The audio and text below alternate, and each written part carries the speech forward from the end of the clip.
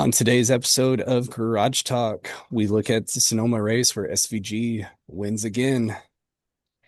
And we also go in and talk about our latest iRacing adventures and even talk a little bit of rain racing rules. And IndyCar raced at Iowa in front of about 50 people. What can they do different? All that and more right now.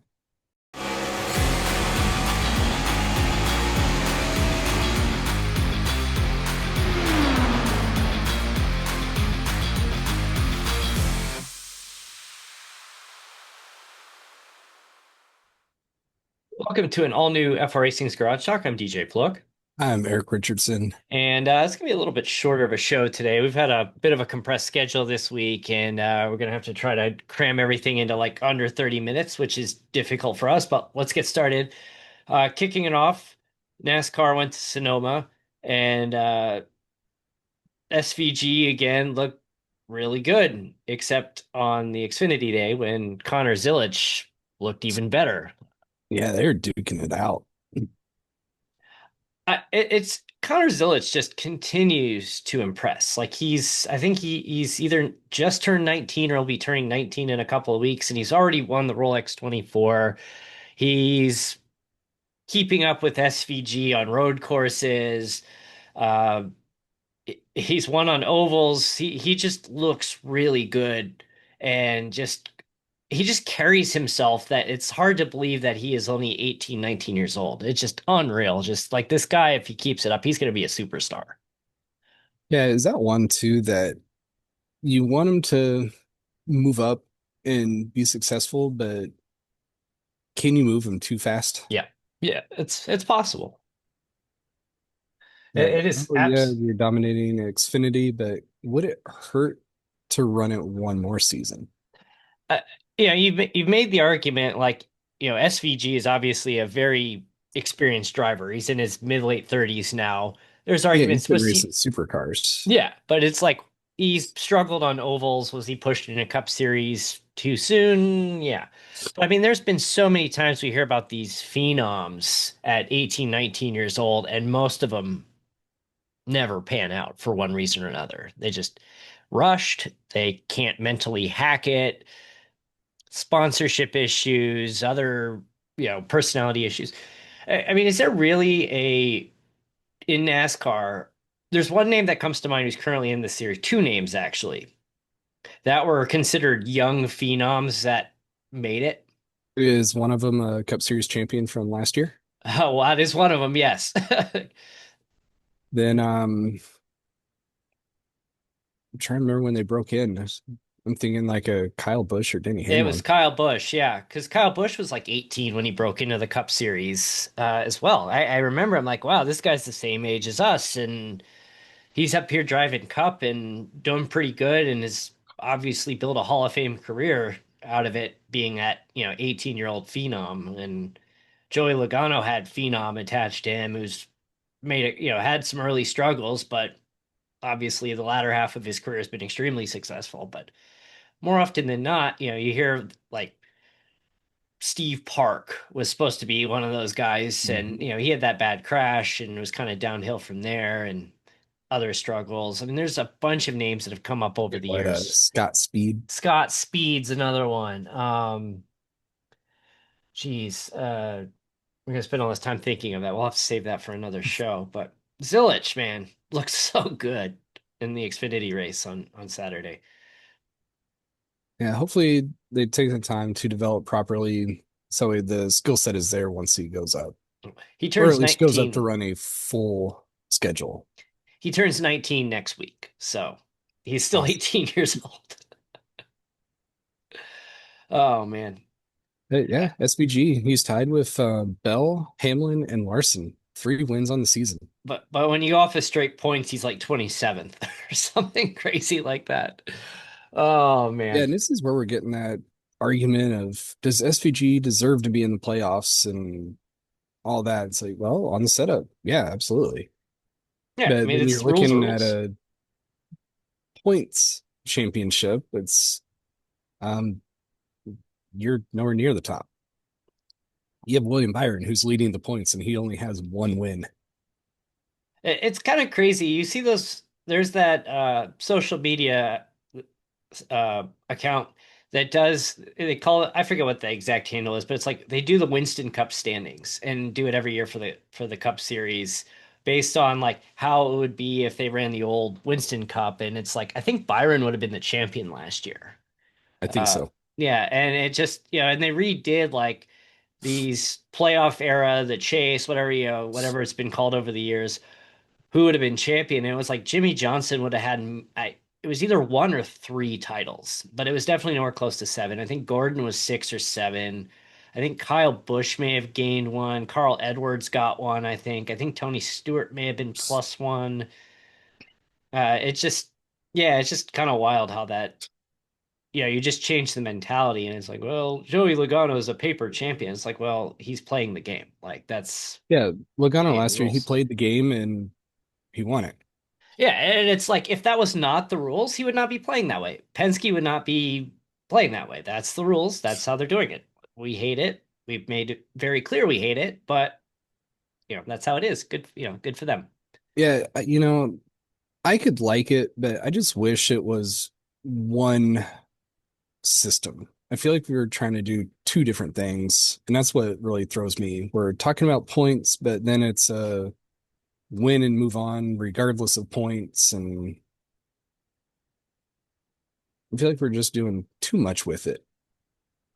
It's like an identity crisis. It's like they need to evolve, they need to change, but they're just throwing stuff to see what sticks. And this year's throw to see what sticks is the midseason challenge, but in a way, it's unintentionally become kind of entertaining just because Atlanta Ty was such a mess. Atlanta was such a mess, but Ty Dillon, who was the bottom 32nd seed in this, is now in the last four because just how it's Going worked out. up against Nemechek, who seems more often than not drives himself into a wreck. Again, one of those guys who's looking good in Xfinity that may have been rushed to Cup Series too early. Hmm. And I do love, I absolutely love the moment with Ty Dillon. He needed to get past Bowman, and he gave him a nice little shove from behind and got him unsettled and got around him and past him. And good for him. I don't think there was anything dirty or illegal about the move. I No, think you see that move made all the time where you put a bumper on somebody, move them up the track.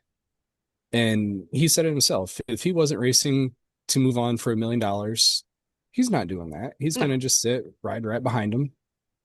That's what you do. You put $1 million on the line for a team like that. That could change up their season big time. You almost have to. I think Bowman himself would have been like, dude, why did you not put a bumper on me? yeah, Why probably. did you just sit there? It's like, yeah, I want to beat you, but are you racing or are you just riding? Did you see the social media exchange with Ryan Blaney?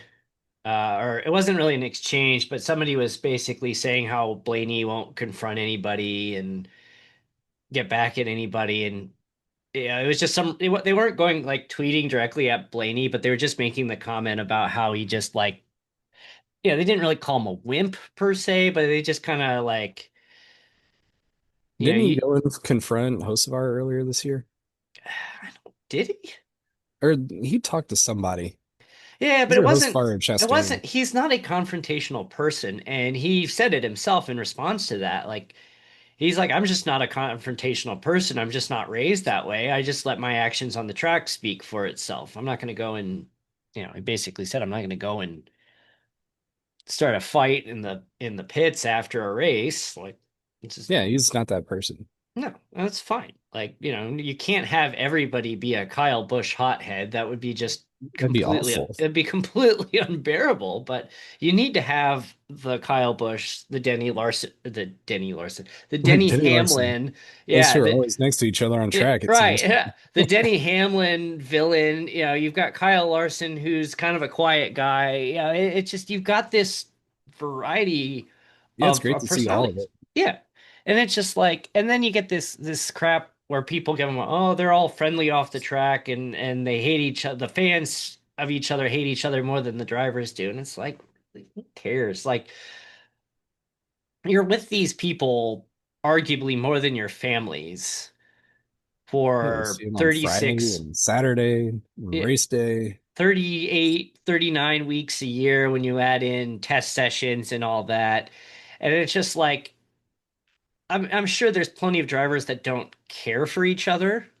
I heard Carson Hocevar say on the Dale Jr. download, he's like, Yeah, I don't have I friends. don't have I any don't friends. He's like, I hung out with Bubba and SVG once, and that's it. He goes, I'm not here to make friends. You know what? I'm Good for just him. here to do my thing. Good for him. It's fine. And you hear about drivers that fly together to races. Yeah, yeah. Look at Formula One. Like these they're not even on the same team, but they're on the same plane.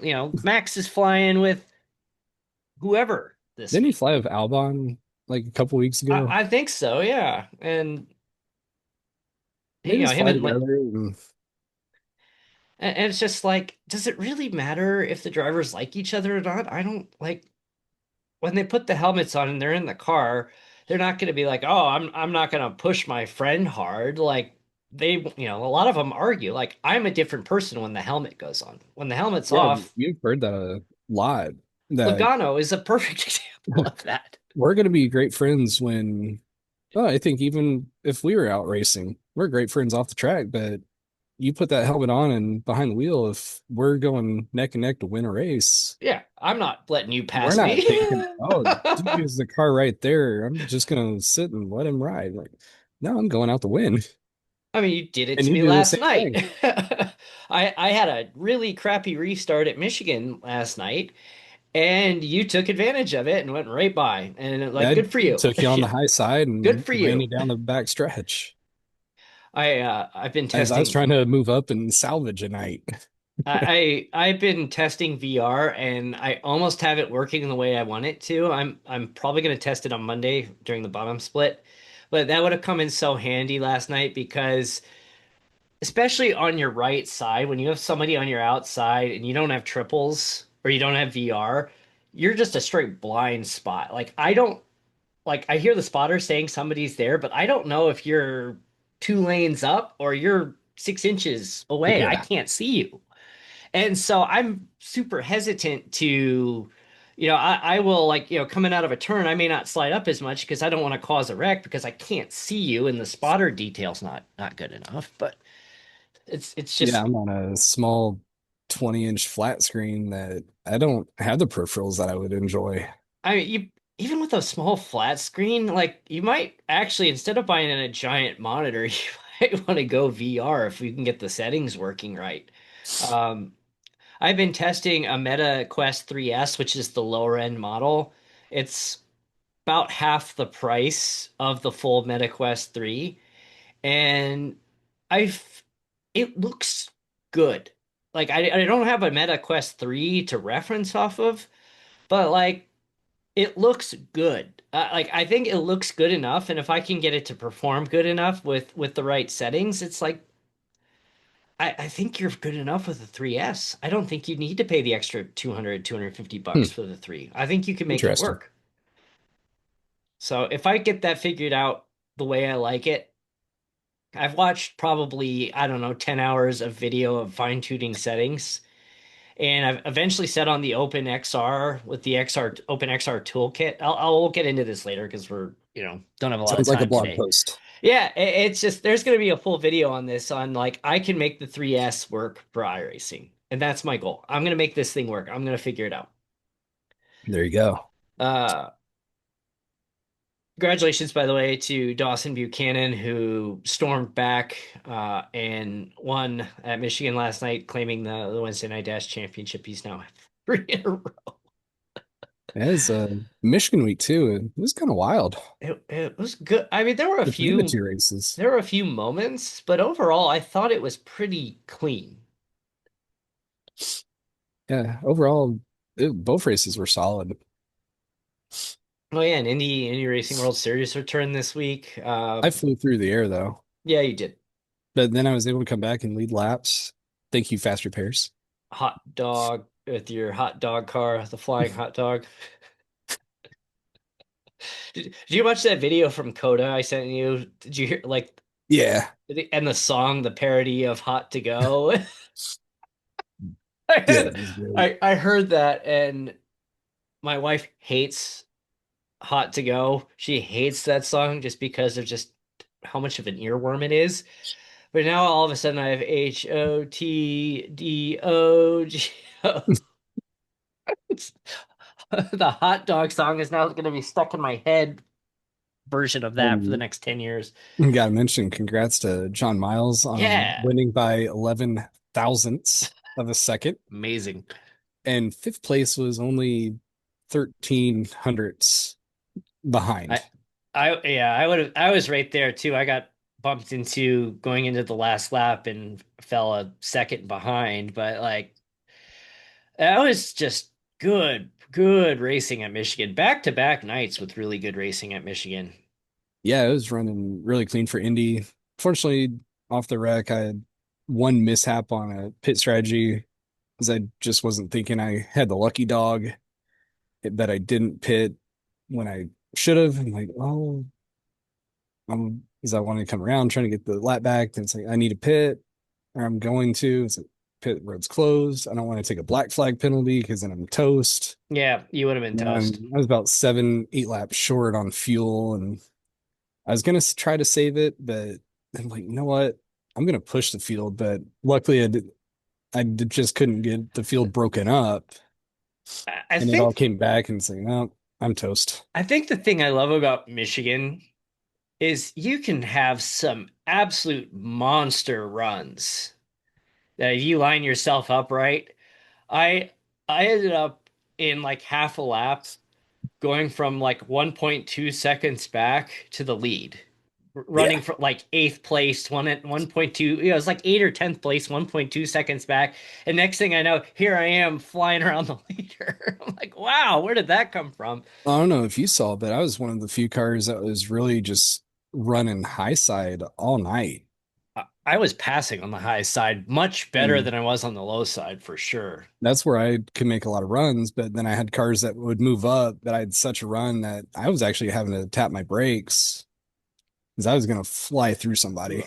I wasn't sure how, new season, most of us, there's what, couple part-timers that have changed to full-time, one or two new drivers into the series. Technically, we have 5 or 6 rookies. Yeah, Had a yeah. lot of part-time drivers, but I'm still going to consider them I've, rookie as a full-timer.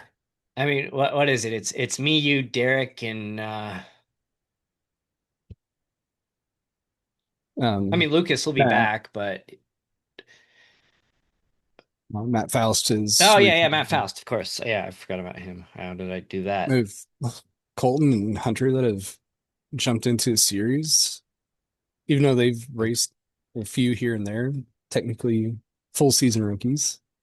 I told John Miles, I said he was planning on running like two races. I'm like, you can't now. You got to do the full season, man. Yeah, you got to defend the lead now. You're you're in this. Yeah, it just I made that run to the front just because I'm like I gotta lead a lap here. I need that point. I need to lead that lap. And Yeah, yeah, this Garrett is in season, there. Garrett, has Garrett run full with us nope. before? He's only had a couple That's what I thought. races. Oh, Bill Mulfield's raced full with us too. I This is Bill's second yeah, season, I believe. second full season with us. But Jackson's been in the booth now as the full-time replacement for Taka. He did a few races with us last season and brought a lot of excitement into The the thing booth. I like with this schedule, there are a lot of tracks that are going to be very racy like Michigan was. In 75 laps, we saw 22 lead changes. Yeah, we did. And that only counts the lead changes at the line. If it counted throughout the entirety of a lap, Oh we'd man. been 100 lead changes. But I mean, we've got Texas, which will probably race very similar as far as, lead changes. We got Las Vegas on there, That will, Iowa, Iowa's going to be fun. I'm looking forward to that one. and then yep, Laguna here in One of the drivers Laguna. did ask me last night, is it going to rain at Laguna? I said that would be cruel and unusual punishment, and everybody would quit the league if I did that. That would be, could you imagine trying to go down the corkscrew in rain? We're not there yet. I don't, Now I I did don't, say that it's a little bit too far out to really know what the weather is going to be, but I said it could possibly be soggy at Portland.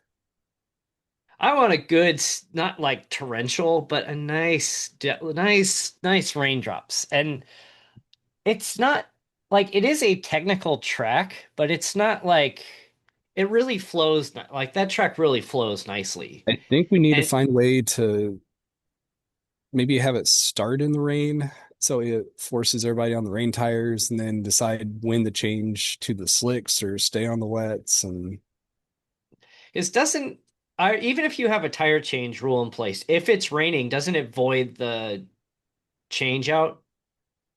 I am not sure. I may have to do a test race to see that. Yeah, because I think if a race is well, because what iRacing does, and I did this in a test session where it was dry when I started the test session, but the rain was starting to come down. You can still like use push to pass just, until there's enough moisture on the track. And then you'll see because I use the text alerts for the iRacing spotter because I think it gives some good information over crew chief. And it will pop up an alert that says this race has been declared wet. And when that happens, push to pass gets disabled. And then I think when it's declared wet, I think, well, I mean, in that case, if you're on slicks, you're going to be changing anyway. So, it probably doesn't matter. But if you start on slicks or on rain tires and have to stay because it's wet, I think it will void out the change requirement just because you can't. Like, you're on a wet Well, tire, and it's if we raining. do that and somebody were to get DQ'd because they stayed on wets the entire race, we would go back in and fix that Yeah. to their rightful spot. Yeah. I'm pretty confident that when it's declared wet, like, I mean, it should be in the sporting code, I would think, but we'll figure That'll that be out. one thing to double check. We mentioned Iowa and IndyCar. Iowa just featured a doubleheader that I Did it think 20 really? people went to. About to say if IndyCar hosts a race and nobody attended, did it really happen? Well, we saw it on TV, so we know it did. The Joseph the Newgarden led a lot of laps he and didn't did. win. He was upset. He was very upset. He was extremely upset. It was almost like manufacturer tactics on the Sunday race. Sounded like Honda was doing a lot of blocking on Chevy, and Yeah, they were a beneficiary of a late caution, two late cautions. and it trapped a lot of the leaders behind as they had started a pit cycle. We had what Pato Award won first He race, did. and then Alex Blow gets his second oval win of his He did. career this year. First on a short oval. The first obviously was at Indianapolis. Do we think IndyCar is seeing some of the Alex Palou fatigue? Probably. We know Iowa did not advertise anything No, for the no, they race, didn't. Oh, which I is just I unfortunate. just don't understand that. And we were talking a little bit ago about IndyCar and their lack of advertising and promotion. But are people just getting tired of pole position, Alex Palou, winner, Alex Palou? Yeah. I mean, people get He, sick when when Tom Brady was winning Super Bowl after Super Bowl, people got sick of it. I mean, Patrick Mahomes and the Chiefs going to the Super Bowl, people are sick of it. They want to see a variety. what Uh, Palou is doing is just all time. This is yes. an epic season he is putting together. So I opened up the sporting code and looked up rain, and the first thing is if an event is declared a rain race before or during qualifying, the level of strictness for qualifying conduct scrutiny will be reduced to allow for slower and more irregular driving expected from rain. And then under rain racing, uh, race control will apply game time and course cut penalties based on calculations that include the effects of rain. There's no red flag. If an event is declared a rain race, all tire rules are nullified. There we go. Okay, so there we go. Drivers may change tires with no restrictions for the remainder of the event. So yeah, if it gets declared a rain race at all, which is what I assumed. But yeah, they said they sold like 6,000 tickets. I mean, you have to wonder. That crowd was very sparse. It was. It looked like some of the oval races, like Phoenix and some of the Texas races they've had. It's kind of wild when you hear stories of people like a few years ago at Texas when nobody was there. A reporter was having dinner at a restaurant like a mile from the track. They said, "What are you in town for?" And they said, "The race." And I go, "There's a race this weekend?" And they're like, they work like a mile from the track and they didn't know. Yeah, that's It's it just and it's all like I don't want to go all conspiracy theory here, but like this is on NASCAR. I mean, NASCAR is. I mean, IndyCar doesn't do a great job marketing themselves. That's very well documented. But these NASCAR owned tracks are just dumpsters. Like there's just I honestly, even when Hy-Vee was sponsoring, Hy-Vee leaving, I think was part of this. But when Hy-Vee was sponsoring the event, I feel like Hy-Vee was the one doing all the marketing and promotion and not the track. oh yeah, you saw Hy-Vee stuff everywhere. If you shopped at Hy-Vee, which you probably did, 'cause that's the main supermarket there, Yeah. it was covered in IndyCar And all over the place. and that's how you do it. Like that is classic advertising right there. You make it that everybody sees it, they know it. People are going to step foot in their grocery store and they haven't figured this out consistently, like outside of the 500. And I mean, everybody in Indy knows about the 500. You don't have to Well, and market that. even for the 500, it's the Speedway who's doing all the marketing. It's the Yeah, Speedway putting on events and getting out into the community and going around the state but of it's Indiana. still the Speedway and IndyCar are led by the same person. It's Doug Bowles is in charge of both. I mean, Doug just took over. I'll give him a break. But I mean, that's straight up Doug Bowles right there. Roger Penske owns both. It's like, and the thing is, like NASCAR giving him a hard time. Like NASCAR is very clearly giving them a hard time, and they lost their Texas race a couple years ago. Um, Stop it. Demanding dogs are almost as bad as the kids.